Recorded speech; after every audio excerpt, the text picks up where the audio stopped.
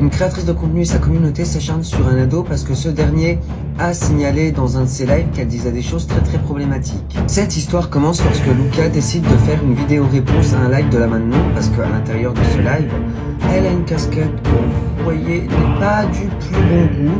En plus de ça, elle est en train de dire oui, Pétain, il a eu droit à un faux procès, c'était une victime, dans le fond, il était gentil et tout.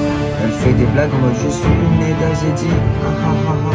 Qu'est-ce que c'est drôle de blaguer là-dessus et de faire l'apologie des NAZIS. Waouh, on se marre. Dans d'autres vidéos, elle tient des propos islamophobes, transphobes, sérophobes, tout ce qui se finit en phobe, en fait. Elle se dépeint aussi en Miss Nika 2024. Madame, à ton grand âge, sérieux? Bref, Luca a fait une vidéo en disant qu'il fallait signaler les comptes de cette dame, et depuis, elle et sa commu s'en prennent à lui.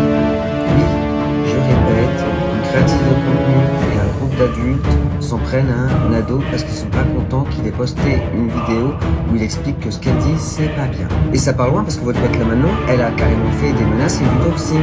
En mode le doxing c'est répréhensible par la loi, c'est le fait de révéler des informations personnelles sur quelqu'un en ligne. En mode elle a trouvé le vrai nom de Lucas, son adresse, des proches, son entourage, tout ça.